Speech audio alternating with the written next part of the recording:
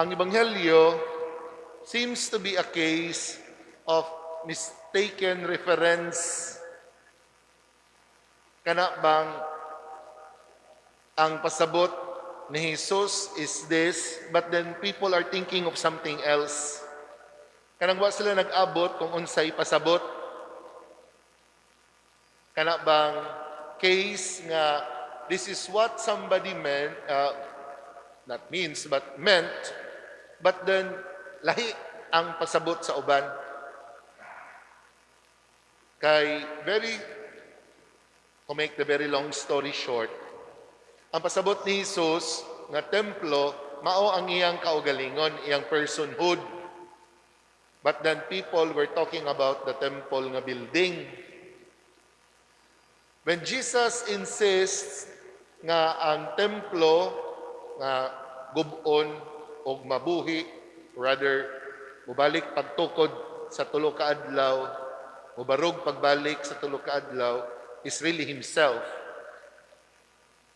Ay, sa labad naman na nga explanation, oy. Balik ko na lang nato kung anong ingon ani ni. O kana masayon tingali. Basta kay sa Old Testament, ang pasabot nga ang balay sa Ginoo, asa dapit makitaan ang Ginoo sa templo sa Jerusalem. Kay didto man himuon ang sakripisyo. But pasabot, the place of encounter between God and man was the temple of Jerusalem. Diin ang mga tao maghalad sa sakripisyo sa pagdayig. Diin atoa ang Holy of Holies. That's how they understood it in the Old Testament.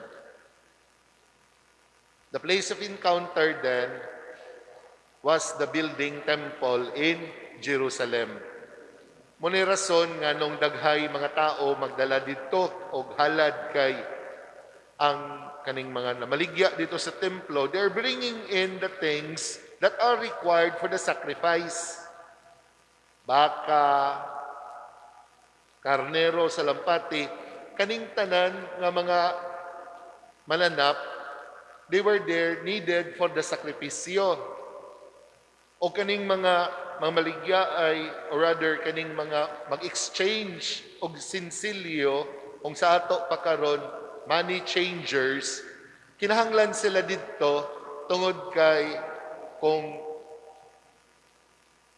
Hudiyo ka, kintahay, unya, taga Cebu, o inato, taga Hong Kong, lahi ang kwarta nga unit, saan man pagpalit og baka dito nga mo ihalad kung walay mag-exchange sa currency value. Kuha ang sabot ani. So in a way, kaning mga tao nga namaligya og baka, karnero sa lampati ug uban pang halad sa sakripisyo, they are there actually to make everybody's life easier for their offerings and for their sacrifices. Ang mga money changers, they are also there aron pagsiguro nga sayon ang pagpalit sa mga ihalad sa sakripisyo. Ang problema lang kay murag ang nahitabo agoy ang focus dito naman sa komersyo o dili na sa pag-ampo o sa sakripisyo. That is the one level sa akong giingon nga ina nga a case of a mistaken reference. But more importantly, when Jesus insists that His personhood, ang iyang pagkasiya, is the temple nga gubon sa tulo ka adlaw, gubon niya, buhion, bangunon sa ikatulo ka adlaw. What Jesus is saying is very simple. Moingon siya na kung sa karaang kasabutan, ang templo maoy dapit nga inyong masinati ang Dios, with the New Testament, with the coming of Christ Himself, Jesus Himself becomes the encounter with God. Kuha? Kung sa Old Testament, ang templo maoy dapit nga makikita sa Dios ang mga tao, kung sa Old Testament ang templo maoy dapit nga masinati ang pakiguban sa Dios, pag-abot ni Jesus, dunay shift. Because Jesus makes it clear to them that now we encounter God not in the building, masinati ang Diyos, makitaan ang Diyos, mapuy-an ang presensya sa Diyos, dili na dito sa templo, dili na sa mga sakripisyo sa paghalad sa mga mananap nga ilang gihimo sa una, kundi masinati ang presensya sa Diyos diha kang Hesus. Us and Jesus. Jesus becomes the locus, the place, the experience of our encounter with God. Jesus becomes the ultimate encounter. Diya na sa iya, siya na mismo. Dili na tong building, dili na tong mga mananap nga panghalad sa mga tao. Siya na gid mismo. Si Kristo na mismo. And so, this is a case of a mistaken reference nga si Jesus nagsulti nga ako, pero ang focus sa uban didto sa building, didto sa halad, didto sa komersyo, didto sa laing butang. What Jesus is telling us is very simple. In Him, we encounter God. Clarix.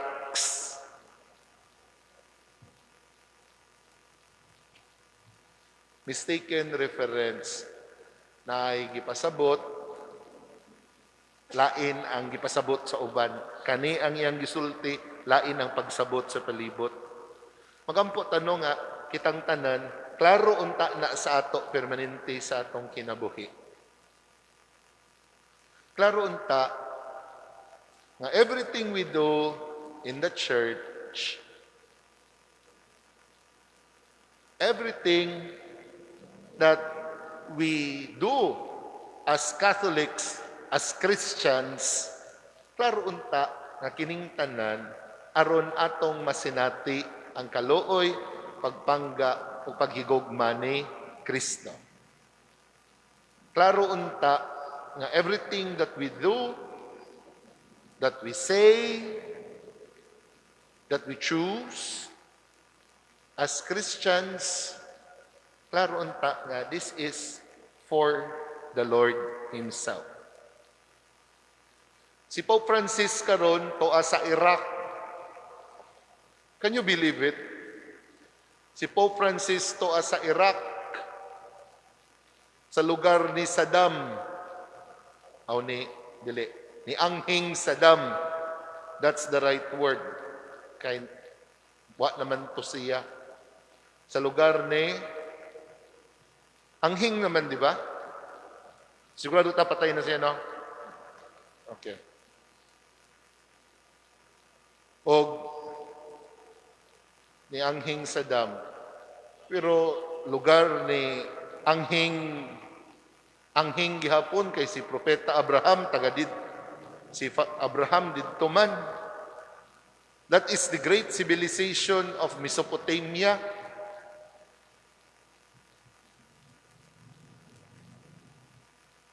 Lugar ni kisa pa may naa diha nga sikat kaayo. Basta kay Anghing Abraham, kay patay naman si Abraham pod.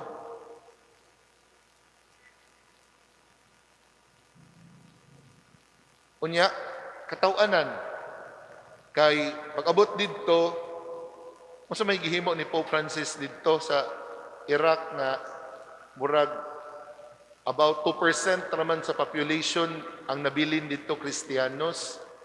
Masa may gihimo niya dito, of course, iyang gibisitahan ang mga Catholics o mga Orthodox Christians. But then si Pope Francis niadto dito kay nakigmeet sa mga dili Christian o dili Catholic nga mga religious leaders. And people wonder, nga maning Santo Papa, nga wadto man makikita og mga dili Katoliko nga mga leaders, dili Kristiyanos. People are wondering. Unya, si Pope Francis permanente subject sa lain-lain nga controversy. Mas skandalo ang uban kay si Pope Francis muadto dito sa island sa Lampedusa, muadto sa nadapit nga ang mga illegal immigrants mga matay in tawon. Magtinga ang mga tao, sumali si Pope Francis nga muadto ra magbalay sa mga tigulang nga unannounced ba. Muadto dito, manoktok ayo o unsa man si Pope Francisco, pwede mo bisita sa inyo? Ano mga tao? Yung matingan na po ng mga tao, gusto naman po ni si Pope Francis nga na may mga teachings nga ano ba talaga kuya, nga maglibog mga tao. Wala si Pope Francis, who am I to judge? Katong famous kay niya nga quote, when it comes sa treatment sa mga tao nga sakop sa LGBTQI community. And then people wonder, unsa man siya? Nya katawanan pagid. Kay si Pope Francis, there was one occasion nga duhang leaders sa gubot nga country yang istorya sa Vatican, kauban sa Archbishop sa Anglican Communion, kunya ni baw siya, doko siya, nya gikisa niya ang tiil aning duha ka leaders adto nga country nga magsigi og away sa matag usa og giingnan sila, palihog lang, maluoy mo, i-maintain taw ninyo ang kalinaw. And so people wonder, unsa man gyud ni siya? Unya si Pope Francis moingon nga tagaan og concessions ang mga tao nga tungod sa lain-laing rason wala nakapuyo sa kahingpitan sa ilang kaminyoon. People who, because of different reasons, are not able to fulfill their marital obligations, and that these people should be welcome in the church, anak siya. Even ang mga divorced, etc., etc. And so people wonder, ngano man ni siya? The good thing is, si Pope Francis, klaro ang reference. Kaning tanan, ako ning buhaton, because I know that this is what Jesus wants. Di ba? Kana bang klaro sa iya nga ang iyang mga actions bisan pa og lisod sabton sa uban, klaro sa iya nga this is about us concretizing in our concrete day-to-day experience the very encounter with God, Jesus. Klaro sa iya nga ang tanang lihok alang sa pagpatunhay sa kaluoy ni Kristo alang sa tanan, Kristiyanos, dili Kristiyanos, og uban pa. So the question now is this. Kita, kung sa man po'y atong klaro nga reference sa atong kinabuhi, mukampo tanong nga, Lord, grant me the clarity nga kanang klaro sa ako kung unsay importante sa kinabuhi. Kanang, Lord, grant me the grace nga ma-prioritize nako kung unsa ang angay, kung unsa ang husto, kung unsa ang tarong aron ma-encounter kanako sa akong adlaw-adlaw nga pagpamuyo. Kana bang ang mga tao di sila maka-focus kang Jesus kay di focus on this, di focus on that, di focus on sacrifices, di focus on offerings, currency exchanges, etc., etc. Malimtan nga si Jesus ang bugtong dalan, kamatuoran ng kinabuhi. Magampo ta nga kita, musulod bitaw diri sa atong hunahuna, unya mutugdong sa atong kasing-kasing, na maklaro sa ato ang mga lihok sa Ginoo sa atong kinabuhi. Nga mo gikan dinhi, mo lugdang siya dinhi, ug maklaro sa ato kung unsay gusto sa Ginoo sa atong pagpamuyo. Kanang maklaro sa ato kung asa nato masinati si Kristo.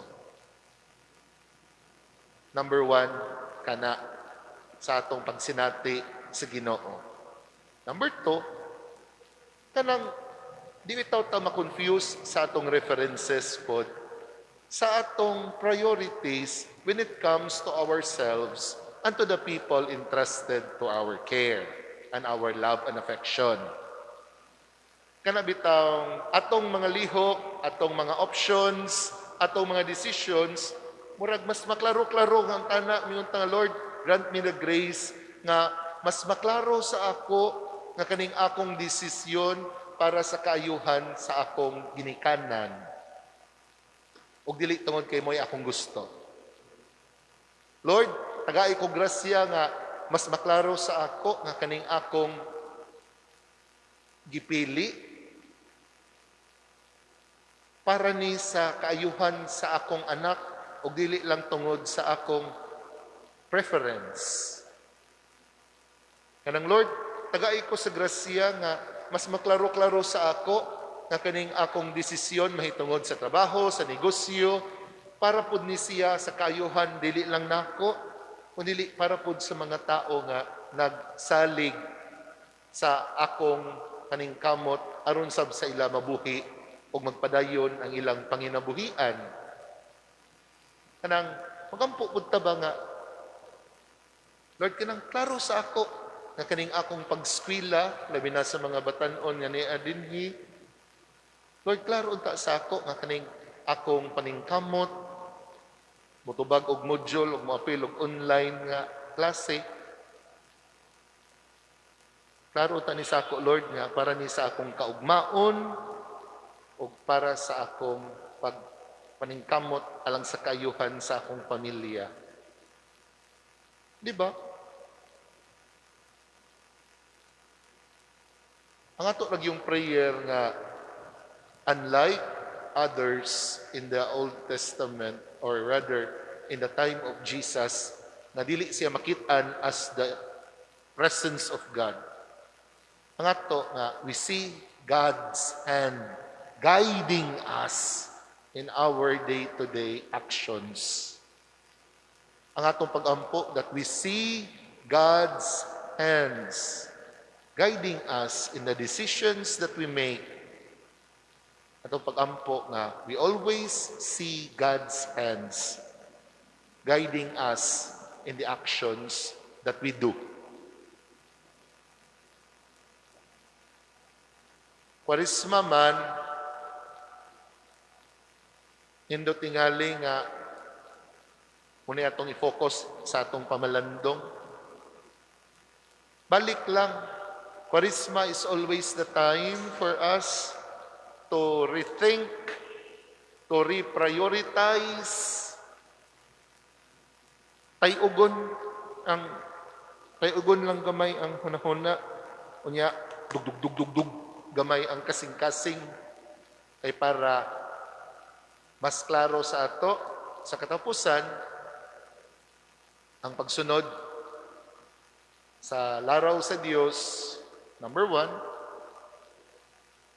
o mas klaro sa ato ang lihok alang sa paghigugma, pagkaluoy sa atong mga mahal sa kinabuhi. I believe in God, the